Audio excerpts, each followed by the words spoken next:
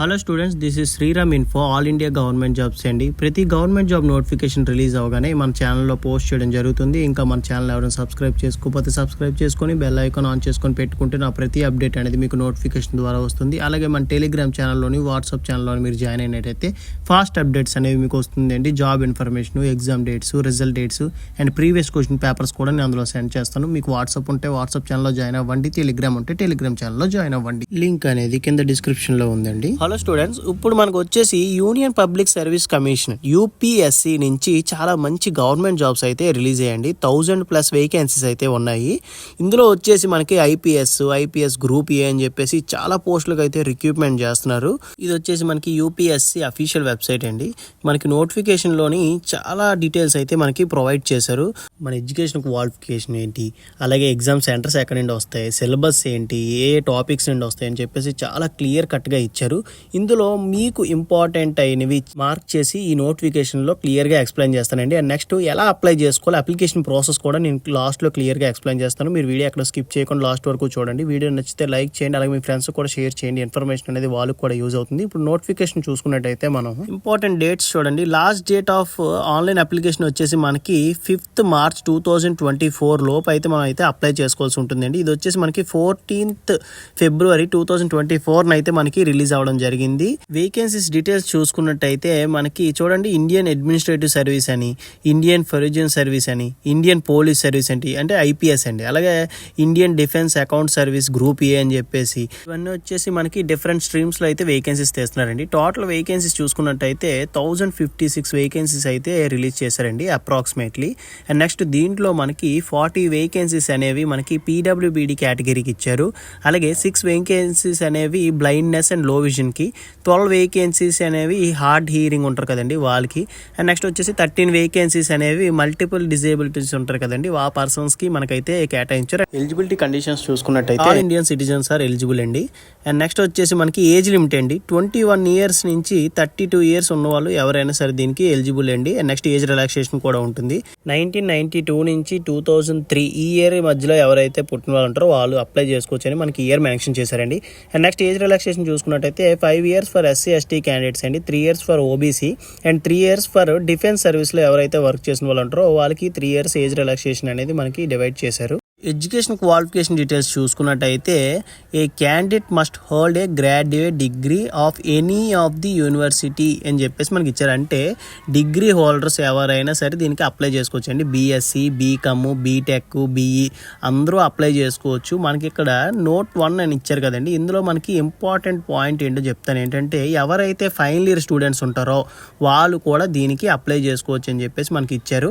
At the time mains exam అప్పుడు ఏంటంటే మనం అయితే ప్రూఫ్ అనేది పట్టుకెళ్లాల్సి ఉంటుందండి. పాసింగ్ సర్టిఫికేట్స్ ఉంటాయి కదండి మన దగ్గర, అవి అయితే మనం పట్టుకెళ్లాల్సి ఉంటుందని చెప్పేసి మనకి ఇచ్చారు. నెక్స్ట్ వచ్చేసి మనకి Note 3 చూసుకున్నట్టయితే ఇంపార్టెంట్ పాయింట్ ఏంటంటే ఇందులో మనకి టెక్నికల్ క్వాలిఫికేషన్ అంటారు కదండి. అంటే మనకి టెక్నికల్ డిగ్రీస్ ఎవరు ఈ బీఈ, బీటెక్ చేసిన వాళ్ళు అప్లై చేసుకోవచ్చా, అప్లై చేయకూడదు డౌట్ ఉంటుంది కదండి, వాళ్ళు కూడా అప్లై చేసుకోవచ్చు అని చెప్పేసి మనకి క్లియర్గా ఇచ్చారన్నమాట. Technical degrees would also be eligible for this admission to the civil service examination. Number of attempts చూసుకున్నట్టయితే మనకి SC/ST క్యాండిడేట్స్కి వచ్చేసి అన్లిమిటెడ్, ఓబీసీ కేటగిరీకి వచ్చేసి మనకి 9 attempts అండి, పీడబ్ల్యూబీడీ క్యాండిడేట్స్కి వచ్చేసి 9 attempts for GL, EWS and OBC categories. అందులో పీడబ్ల్యూబీడీలో SC/ST క్యాండిడేట్స్కి వచ్చేసి అన్లిమిటెడ్ అని చెప్పేసి మనకి ఇచ్చారండి. అటెంప్ట్స్ ఇవి నెంబర్ ఆఫ్ అటెంప్ట్స్ అంటారు వీటినే. అండ్ నెక్స్ట్ వచ్చేసి మనకి అప్లికేషన్ ఫీజు అండి. ఫీమేల్, SC/ST అండ్ పీడబ్ల్యూబీడీ క్యాండిడేట్స్కి వచ్చేసి మనకి ఎటువంటి ఫీజు అయితే ఏమీ లేదండి. మనం ఏది కట్టాల్సిన అవసరం లేదు ఫీజు అనేది. అండ్ నెక్స్ట్ రిమైనింగ్ క్యాండిడేట్స్ వచ్చేసి మనకి 100 rupees ఫీజు అనేది ఉంటుంది. వాళ్ళైతే ఈ పేమెంట్స్ యూజ్ చేసి మనం అయితే కట్టచ్చు. Credit card, debit card, UPI payment, online payments వీటి ద్వారా మీరైతే అప్లికేషన్ ఫీజు అనేది కట్టాల్సి ఉంటుంది. నెక్స్ట్ ఎగ్జామినేషన్ సిటీస్ అండి. ఇది వచ్చేసి మనకి 2 exams అయితే ఉంటుంది. ఒకటి వచ్చేసి ప్రిలిమినరీ ఎగ్జామ్ అండ్ నెక్స్ట్ వచ్చేసి మెయిన్స్ ఎగ్జామ్. ప్రిలిమినరీ ఎగ్జామ్ వచ్చేసి మనకి ఎగ్జామ్ సెంటర్స్ అయితే ఇవ్వడం జరిగింది. ఏ స్టేట్కి సంబంధించి ఆ స్టేట్లో ఉన్న మెయిన్ సిటీస్కి అయితే ఇవ్వడం జరిగిందండి. తెలంగాణకు వచ్చేసి హైదరాబాద్ ఇచ్చారు. అలాగే మనకి ఆంధ్రప్రదేశ్ చూసుకున్నట్టయితే తిరుపతి, విజయవాడ, విశాఖపట్నం, వరంగల్ అని చెప్పేసి మనకి ఇవ్వడం జరిగింది. అండ్ నెక్స్ట్ ఏ స్టేట్కి సంబంధించి మెయిన్ సిటీస్ ఎక్కడైతే ఉంటాయో వాటికైతే ఇచ్చారండి. నోటిఫికేషన్ డీటెయిల్స్ అనేవి నేను కింద డిస్క్రిప్షన్లో ఇస్తాను. మీ సిటీ ఎక్కడ ఇచ్చారో ఒకసారి ఎగ్జామినేషన్ సెంటర్ మీరు చూసుకోండి. అండ్ నెక్స్ట్ మెయిన్స్ ఎగ్జామినేషన్ చూసుకున్నట్టయితే సెంటర్స్ హైదరాబాద్ ఉంటుంది. అండ్ నెక్స్ట్ ఆంధ్రప్రదేశ్ వాళ్ళకి వచ్చేసి మనకి మనకి విజయవాడలో మాత్రమే ఉంటుందండి ఎగ్జామినేషన్ సెంటర్స్ అనేవి. ప్లాన్ ఆఫ్ ఎగ్జామినేషన్ చూసుకున్నట్టయితే ఫస్ట్ మనకి ప్రిలిమినరీ వచ్చేసి మనకి ఆబ్జెక్టివ్ టైప్ ఉంటుందండి. అండ్ నెక్స్ట్ మెయిన్స్ ఎగ్జామినేషన్ అనేది రిటన్ అండ్ ఇంటర్వ్యూ అన్నమాట. అంటే రిటన్ అంటే ఏం లేదండి, డిస్క్రిప్టివ్ టైప్ ఉంటుంది. ఇక్కడ మనకి క్లియర్గా ఇచ్చారన్నమాట ప్రిలిమినరీ ఎగ్జామ్స్ మార్క్స్ ఎన్ని ఏంటి అని చెప్పేసి. ఇక్కడ మనకు చూసుకున్నట్టయితే 2 కంపల్సరీ పేపర్స్ అయితే ఉంటాయిందండి. ఒక క్వశ్చన్ పేపర్ వచ్చేసి మనకి 200 మార్క్స్, అలా 2 క్వశ్చన్ పేపర్స్ ఉంటాయి 400 మార్క్స్ అండి. అండ్ నెక్స్ట్ వచ్చేసి ఆబ్జెక్టివ్ టైప్లో ఉంటుంది, మల్టిపుల్ చాయిస్ క్వశ్చన్స్ అయితే ఉంటాయి. 2 hours టైం అనేది మనకు ఉంటుంది. ప్రిలిమినరీ ఎగ్జామ్ అనేది మనకి వచ్చేసి మినిమం క్వాలిఫైయింగ్ మార్క్స్ చూసుకున్నట్టయితే 33% మార్క్స్ అనేవి గెయిన్ చేస్తే మనం మినిమం క్వాలిఫై అయితే అవుతామండి. అండ్ నెక్స్ట్ వచ్చేసి ఈ ఎగ్జామ్ అనేది ఇంగ్లీష్లోని హిందీలో మాత్రం ఉంటుంది. మనకి సూటబుల్ లాంగ్వేజ్ ఏదైతే మనం అయితే అది సెలెక్ట్ చేసుకోవాల్సి ఉంటుందండి. అండ్ నెక్స్ట్ మెయిన్స్ ఎగ్జామినేషన్ చూసుకున్నట్టయితే పేపర్ ఏ, పేపర్ బి అని చెప్పేసి ఉంటుంది. పేపర్ ఏ వచ్చేసి ఇండియన్ లాంగ్వేజ్ మీద మనకైతే డిస్క్రిప్టివ్ టైప్ ఉంటుంది. అది వచ్చేసి మనకి 300 మార్క్స్ అండి. ఆ లాంగ్వేజెస్ కూడా ఏమేమి ఉంటాయి నేను ఫర్దర్గా చూపిస్తాను. మనకైతే తెలుగు లాంగ్వేజ్ కూడా ఉంది, అందులో కూడా మీరు రాయించండి. పేపర్ బి వచ్చేసి ఇంగ్లీష్లో మాత్రం ఉంటుంది, ఎందుకంటే ఇంగ్లీష్ అండి అది సబ్జెక్ట్. మనకి 300 మార్క్స్కి అయితే ఉంటుంది. అది కూడా పైన ఉన్నవన్నీ ఏంటంటే మనకి క్వాలిఫై అవ్వడానికి మాత్రమేనండి. నెక్స్ట్ ఇక్కడ మనం చూసుకున్నట్టయితే papers to be counted for merit list. మీరు మెరిట్ లిస్ట్లో రావాలంటే ఇక్కడ ఉన్నవన్నీ మనం అయితే బాగా అటెంప్ట్ చేసినట్టయితే మనకి మెరిట్ లిస్ట్లో అయితే రావడం జరుగుతుంది. ఇందులో మనకి చూడండి పేపర్ 1 వచ్చేసి ఎస్ఏ అని చెప్పేసి, పేపర్ 2 జనరల్ స్టడీస్ అని చెప్పేసి, పేపర్ 3 వచ్చేసి మనకి గవర్నెన్స్ అని చెప్పేసి, అలాగే కాన్స్టిట్యూషన్. ఈ టాపిక్స్కి తగ్గట్టుగా మనకైతే క్వశ్చన్స్ అయితే అడగడం జరుగుతుందండి. నెక్స్ట్ వచ్చేసి general studies paper 5, paper 6, next paper 7 అని చెప్పేసి మనకైతే డివైడ్ చేశారు. ఒక్కొక్క పేపర్ వచ్చేసి మనకి 250 మార్క్స్ అండి టోటల్గా మనకి. నెక్స్ట్ కింద చూసుకున్నట్టయితే మనకి ఆప్షనల్ సబ్జెక్ట్స్ పేపర్ 2 అని చెప్పేసి మనకి ఇచ్చారు కదా 250 మార్క్స్కి అయితే. ఫర్ ఎగ్జాంపుల్ మనం ఇంజనీరింగ్ స్టూడెంట్ని తీసుకున్నట్టయితే వాళ్ళకి ఇప్పుడు ఈసీఈ స్టూడెంట్ని తీసుకోండి. ఈసీఈ స్టూడెంట్కి చూసుకున్నట్టయితే ఆప్షనల్ సబ్జెక్ట్స్ వాళ్ళు ఏవైనా కోర్కు సంబంధించి 2 సబ్జెక్ట్స్ అనేవి సెలెక్ట్ చేసుకోవచ్చు, ఓకేనా. అలాగే డిగ్రీ స్టూడెంట్స్ని బీఎస్సీ బీకామ్ వాళ్ళని తీసుకుంటే వాళ్ళ స్ట్రీమ్కి తగ్గట్టుగా 2 ఆప్షనల్ సబ్జెక్ట్స్ అనేవి తీసుకోవచ్చు. ఆప్షనల్ సబ్జెక్ట్స్ కూడా ఏవేవి తీసుకోవచ్చో మనకి ఆప్షన్లో అయితే ఇవ్వడం జరిగిందండి, అవి కూడా మీకు చూపిస్తాను. ఆప్షనల్ సబ్జెక్టివ్ టెస్ట్ వచ్చేసి మనకి 250 మార్క్స్కి అయితే ఉంటుందండి. గ్రాండ్ టోటల్ వచ్చేసి మనకి 2025 మార్క్స్కి అయితే కండక్ట్ చేయడం జరుగుతుంది. ఇది వచ్చేసి మనకి లాంగ్వేజ్ టెస్ట్ అని చెప్పేసి ఫస్ట్ ఉంది కదండి, దానికి సంబంధించి ఏ లాంగ్వేజ్ ఉన్నాయని చెప్పేసి మనం అయితే తెలుగులో కూడా అటెంప్ట్ చేయొచ్చండి, ఇదిగోండి.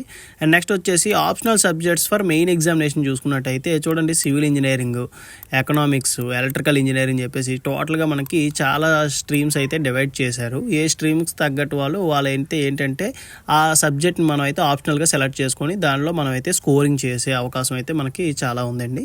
ఇక్కడ మనకి సిలబస్ అనేది చాలా క్లియర్గా మనకి ఇచ్చాడండి. ప్రిలిమినరీ ఎగ్జామ్కి ఏ సిలబస్ ఉంటుంది, నెక్స్ట్ మెయిన్ ఎగ్జామినేషన్కి ఏ సిలబస్ వస్తుందని చెప్పేసి చాలా క్లియర్ కట్గా మనకైతే ఇక్కడ ఇవ్వడం జరిగింది. దేనికి అది డివైడ్ చేసి మనకైతే ఇచ్చారు. ఈ సిలబస్ ప్రకారంగా మీరు ఏంటంటే షెడ్యూల్ చేసుకొని ప్లానింగ్ అయితే చేసుకోండి, స్టడీ అనేది ఎలా మొదలు పెట్టాలి ఏంటి అని చెప్పేసి. అండ్ నెక్స్ట్ మనం చూసుకున్నట్టయితే అప్లికేషన్ ప్రాసెస్ అనేది ఎక్స్ప్లెయిన్ చేస్తానండి. ఇందులో మీకు మెయిన్ ఇంపార్టెంట్ పాయింట్స్ అనేవి ఇవేనండి నేను ఎక్స్ప్లెయిన్ చేసినవే. డిస్క్రిప్షన్ ఇచ్చిన లింక్ మీద క్లిక్ చేసినట్టయితే మీకు పేజ్ ఇలా ఓపెన్ అవుతుందండి. మీ దగ్గర ఆల్రెడీ రిజిస్టర్ డీటెయిల్స్ ఉన్నట్టయితే మీ ఈమెయిల్ ఐడి అండ్ నెక్స్ట్ ఇక్కడ పాస్వర్డ్ ఎంటర్ చేసి క్యాప్చర్ ఎంటర్ చేసి లాగిన్ మీద క్లిక్ చేసినట్టయితే మీకు అప్లికేషన్ ప్రాసెస్ అనేది స్టార్ట్ అవుతుందండి. లేదు మీ దగ్గర లాగిన్ డీటెయిల్స్ లేకపోతే ఇక్కడ న్యూ యూజర్ అని ఉంది కదండి, దాని మీద క్లిక్ చేయండి. క్లిక్ చేసినట్టయితే మీకు పేజ్ ఇలా ఓపెన్ అవుతుంది.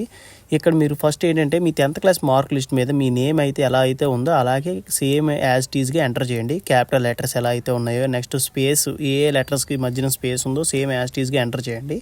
నెక్స్ట్ సేమ్ ఇక్కడ కూడా మీ నేము, ఇక్కడ వచ్చేసి మీ నేమ్ చేంజ్ చేసుకున్నారా లేదని చెప్పేసి అడుగుతుంది. ఎస్ అయితే ఎస్, నో అయితే నో అని పెట్టుకోండి. జెండర్ సెలెక్ట్ చేసుకోండి, మెయిల్ అయితే మెయిల్, ఫీమేల్ అయితే ఫీమేల్ సెలెక్ట్ చేసుకోండి. సేమ్ ఇక్కడ రెండును. అండ్ నెక్స్ట్ మీ డేట్ ఆఫ్ బర్త్ అనేది ఇక్కడ ఎంటర్ చేయాల్సి ఉంటుంది. అండ్ నెక్స్ట్ మీ ఫాదర్ నేము, ఇక్కడ సేమ్ వెరిఫై ఫాదర్స్ నేమ్ అని చెప్పేసి, మళ్ళీ మదర్స్ నేమ్, మళ్ళీ వెరిఫై మదర్స్ నేమ్ అని చెప్పేసి.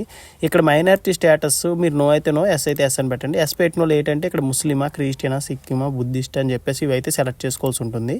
అండ్ నెక్స్ట్ ఇక్కడ మనం చూసుకున్నట్టయితే మొబైల్ నెంబర్ ఉంది కదండి, ఇక్కడ మీ మొబైల్ నెంబర్ వ్యాలిడ్ ఇవ్వండి. ఎందుకంటే ఫర్దర్ కమ్యూనికేషన్ అనేవి మీ ఈమెయిల్ ఐడికి మొబైల్ నెంబర్ ద్వారా వీలైతే కమ్యూనికేట్ చేయడం జరుగుతుంది.